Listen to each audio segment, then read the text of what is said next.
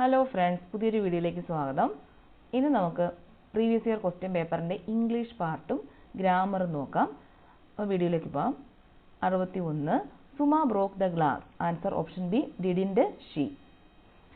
62 drugs and liquor dash injurious to health. Answer option C are. 63 pick out the correct spelling from the following options. Answer option D laziness. അപ്പോൾ ഇതാണ് ശരി. 64 pick out the most suitable word from the options given below.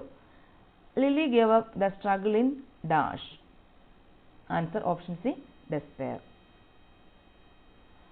അടുത്ത question 65 Misty plays a dash role in the film. Answer option A duel. 66 antonym of dusk. Answer option C dawn. 67 opposite gender of Drake.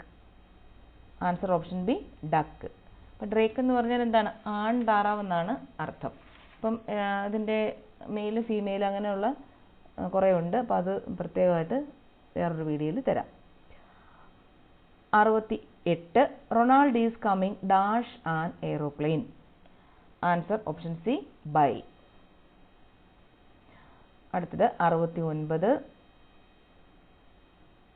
Correct the following sentence using the appropriate option. Ramesh saw a eagle in the zoo. Answer option A an. 70 Change the following sentence into passive voice. Kamala loves Minnie. Answer option B Minnie is loved by Kamala.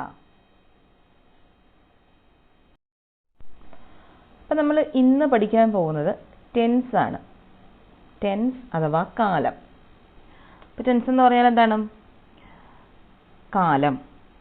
ഒരു വെർബിന് അത് നടക്കുന്ന സമയത്തിനനുസരിച്ച് 3 ടെൻസുകളാണുള്ളത്. അപ്പോൾ എത്ര ടെൻസുകളാണുള്ളത്? ഒരു വെർബിന് അത് നടക്കുന്ന സമയമനുസരിച്ച് 3 ടെൻസുകളാണുള്ളത്. Present, past and future. Present എന്ന് പറഞ്ഞാൽ വർത്തമാനകാലം അല്ലേ? പാസ്റ്റ് എന്ന് പറഞ്ഞാൽ ഭൂതകാലം, ഫ്യൂച്ചർ ഭാവി കാലം. അങ്ങനെ 3 തരത്തിലാണ് ടെൻസുകൾ ഉള്ളത്, കാലങ്ങൾ ഉള്ളത്. അതിനെ വീണ്ടും 4ആയിട്ട് തിരിച്ചിട്ടുണ്ട്. പ്രസൻറ്റ് 4ആയിട്ട് തിരിച്ചിട്ടുണ്ട്, പാസ്റ്റ് 4ആയിട്ട് തിരിച്ചിട്ടുണ്ട്, ഫ്യൂച്ചർ 4ആയിട്ട് തിരിച്ചിട്ടുണ്ട്. പ്രസൻറ്റ് ടെൻസ് 4ആയിട്ട് എങ്ങനെയാണ് തിരിച്ചേക്കുന്നത്? Simple present, present continuous, present perfect, present perfect continuous. അതുപോലെ പാസ്റ്റിനെയും 4ആയിട്ട് തിരിച്ചിട്ടുണ്ട്.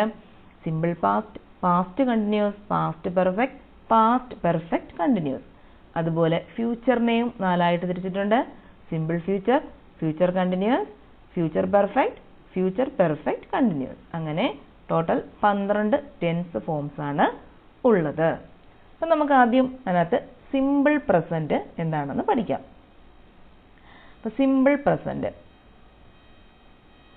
സിമ്പിൾ പ്രസൻറ്റിൻ്റെ ഘടനയെന്ന് പറയുന്നത് subject plus present form of the verb plus object. എന്താണ്? സബ്ജക്റ്റ് കാണും, അത് കഴിഞ്ഞിട്ട് പ്രസൻറ്റ് ഫോം ഓഫ് വെർബ് കാണും, പിന്നീട് ഒരു ഓബ്ജക്റ്റും കാണും. അപ്പോൾ ഇവിടെ നോക്കാം. She sings songs. ഷീ എന്ന് പറയുന്ന subject, sings present form of the verb, songs എന്ന് പറയുന്നത് ഓബ്ജക്റ്റ്. അപ്പം സിമ്പിൾ പ്രസൻറ്റ് എവിടൊക്കെയാണ് ഉപയോഗിക്കുന്നത് എന്ന് നമുക്ക് പഠിക്കാം. സിമ്പിൾ പ്രസൻറ്റ് ഉപയോഗിക്കുന്ന സ്ഥലങ്ങൾ എവിടെയൊക്കെയാണെന്ന് പഠിക്കാം. സ്ഥിരമായി ചെയ്യുന്ന കാര്യങ്ങളെ സൂചിപ്പിക്കാൻ, സ്ഥിരമായിട്ട് നമ്മളൊരു കാര്യം ചെയ്താൽ അതിനെ സൂചിപ്പിക്കാൻ ഏത് ടെൻസാണ് ഉപയോഗിക്കുന്നത്? Simple present tense.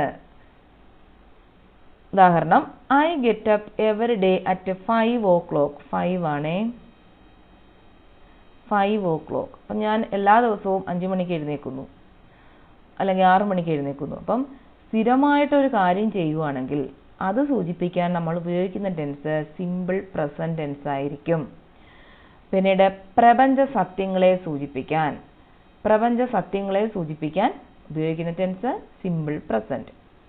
Sun rises in the east. Sun എപ്പോഴും എവിടെയാണ് ഉദിക്കുന്നത്? സൂര്യൻ ഉദിക്കുന്നത് കിഴക്ക് ഭാഗത്ത്. അപ്പം അതൊരിക്കലും മാറ്റമില്ല. അപ്പം അങ്ങനെയുള്ള പ്രപഞ്ച സത്യങ്ങളെ സൂചിപ്പിക്കാനായിട്ട് സിമ്പിൾ പ്രസന്റ് ടെൻസ് ഉപയോഗിക്കുന്നു. മുൻകൂട്ടി തീരുമാനിച്ച് ഉറപ്പിച്ചതും ഭാവിയിൽ സംഭവിക്കാൻ പോകുന്നതുമായ കാര്യങ്ങൾ സിമ്പിൾ പ്രസന്റിലാണ് ഉപയോഗിക്കുന്നത്. Example, the match starts at 9 o'clock. അപ്പോൾ നേരത്തെ തീരുമാനിച്ച് വെച്ചിരിക്കുകയാണ് 9 മണിക്ക് തന്നെ മാച്ച് ആരംഭിക്കുമെന്ന്. അപ്പം അങ്ങനെ മുൻകൂട്ടി തീരുമാനിച്ചുറപ്പിച്ചതും ഭാവിയിൽ സംഭവിക്കാൻ പോകുന്നതുമായ കാര്യങ്ങളെ കാണിക്കാനായിട്ട് സിമ്പിൾ പ്രസന്റ് ടെൻസ് ആണ് ഉപയോഗിക്കുന്നത്. പിന്നെ പ്രോവർബ്, കൊട്ടേഷൻസ് എന്നിവയെ സൂചിപ്പിക്കാൻ സിമ്പിൾ പ്രസന്റ് ടെൻസ് ഉപയോഗിക്കുന്നു. ഇപ്പോൾ ഒരു പ്രോവർബ് പറയുവാണ്, അത് സിമ്പിൾ പ്രസന്റ് ടെൻസിലേ പറയൂ. ഒരു കൊട്ടേഷൻ, ആരെങ്കിലും പറഞ്ഞ ഒരു കൊട്ടേഷൻ പറയുവാണെങ്കിൽ അതും സിമ്പിൾ പ്രസന്റ് ടെൻസിലേ പറയൂ. ഉദാഹരണം, slow and steady wins the race. അപ്പോൾ അതൊരു പ്രോവർബാണ്. അപ്പോൾ ഏത് പ്രോവർബ് പറഞ്ഞാലും ഏത് കൊട്ടേഷൻസ് പറഞ്ഞാലും അതെല്ലാം സിമ്പിൾ പ്രസന്റ് ടെൻസിലായിരിക്കും. പിന്നീട് ഹിയർ ലോ, ദേർ ലോ തുടങ്ങുന്ന എക്സ്ക്ലമേറ്ററി സെന്റൻസ് സിമ്പിൾ പ്രസന്റ് ഉപയോഗിച്ച് പറയുന്നു. അപ്പോൾ ഹിയർ ലോ, ദേർ ലോ തുടങ്ങുന്ന exclamatory sentence, here lo, there lo ഒരു എക്സ്ക്ലമേറ്ററി സെന്റൻസ് തുടങ്ങുവാണെങ്കിൽ അത് സിമ്പിൾ പ്രസന്റ് ടെൻസിലേ പറയൂ. Example of here comes the train. Comes the train ആണ്. അപ്പം ഹിയർ ലോ, ദേർ ലോ തുടങ്ങുന്ന എക്സ്ക്ലമേറ്ററി സെന്റൻസ് സിമ്പിൾ പ്രസന്റ് ടെൻസിലാണ് പറയുന്നത്. അടുത്തത് ബ്രോഡ്കാസ്റ്റ് കമന്ററീസിൽ സിമ്പിൾ പ്രസന്റ് ടെൻസ് ഉപയോഗിക്കുന്നു. ഇപ്പോൾ ഏതെങ്കിലും ഒരു കമന്ററി പറയുന്നു, ഇപ്പോൾ ക്രിക്കറ്റ് കമന്ററി, ഫുട്ബോൾ കമന്ററി, അങ്ങനെ ഏത് കമന്ററി ആയാലും അത് ഏത് ടെൻസിലാണ് പറയുന്നത്? സിമ്പിൾ പ്രസന്റ് ടെൻസിലാണ് പറയുന്നത്. പിന്നീട് വസ്തുനിഷ്ഠവും കാലാതീതവുമായ സംഭവത്തെ സൂചിപ്പിക്കാൻ സിമ്പിൾ പ്രസന്റ് ടെൻസ് ആണ്. വസ്തുനിഷ്ഠവും കാലാതീതവുമായ സംഭവത്തെ സൂചിപ്പിക്കാൻ. ഉദാഹരണം, വാട്ടർ ഫ്രീസസ് അറ്റ് 0°C. അപ്പോൾ അതിനൊരിക്കലും ഒരു മാറ്റമില്ല. അപ്പം അങ്ങനെയുള്ള കാര്യങ്ങളൊക്കെ പറയാനായിട്ട്, അതുപോലെ തന്നെ വുഡ് ഫ്ലോട്ട്സ് ഓൺ വാട്ടർ, ജലത്തിൽ തടിക്കഷ്ണം പൊങ്ങിക്കിടക്കുന്നു. അപ്പോൾ ഇതൊക്കെ മാറ്റം ഇല്ല, ഒരിക്കലും മാറാത്ത കാര്യങ്ങളാണ്. ഇങ്ങനെയുള്ള കാര്യങ്ങളെല്ലാം പറയാൻ സിമ്പിൾ പ്രസന്റ് ടെൻസ് ആണ് ഉപയോഗിക്കുന്നത്. അപ്പോൾ ഏതൊക്കെ സ്ഥലങ്ങളിലാണ് സിമ്പിൾ പ്രസന്റ് ടെൻസ് ഉപയോഗിക്കുന്നത്? സ്ഥിരമായി ചെയ്യുന്ന കാര്യങ്ങളെ സൂചിപ്പിക്കാൻ, പ്രപഞ്ച സത്യങ്ങളെ സൂചിപ്പിക്കാൻ, മുൻകൂട്ടി തീരുമാനിച്ചുറപ്പിച്ചതും ഭാവിയിൽ സംഭവിക്കാൻ പോകുന്നതുമായ കാര്യങ്ങൾ പറയുമ്പോൾ, പ്രോവർബ്, കൊട്ടേഷൻസ് തുടങ്ങിയവ സൂചിപ്പിക്കാൻ, ഹിയർ ലോ, ദേർ ലോ തുടങ്ങുന്ന എക്സ്ക്ലമേറ്ററി സെന്റൻസ് സൂചിപ്പിക്കാൻ, ഹിയർ ലോ, ദേർ ലോ തുടങ്ങുന്ന എക്സ്ക്ലമേറ്ററി സെന്റൻസ് ഏതിലായിരിക്കും? സിമ്പിൾ പ്രസന്റ് ടെൻസിലായിരിക്കും. ബ്രോഡ്കാസ്റ്റ് കമന്ററീസ് സിമ്പിൾ പ്രസന്റ് ടെൻസിലായിരിക്കും. വസ്തുനിഷ്ഠവും കാലാതീതവുമായ സംഭവത്തെ സൂചിപ്പിക്കാൻ സിമ്പിൾ പ്രസന്റ് ടെൻസ് ഉപയോഗിക്കുന്നു. ഇനി നമ്മളൊരു സെന്റൻസ് എടുത്താൽ അതിനകത്ത് ചില വാക്കുകളുണ്ട്, നോക്കാം അതൊക്കെ ഏതൊക്കെയാണെന്ന്.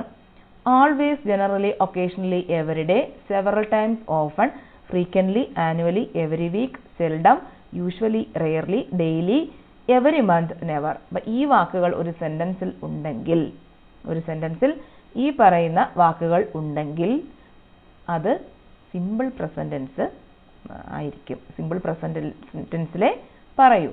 അപ്പോൾ ഈ വാക്കുകൾ ഒരു സെന്റൻസിൽ വന്നാൽ അത് സിമ്പിൾ പ്രസന്റ് ടെൻസിലായിരിക്കും പറയേണ്ടത്.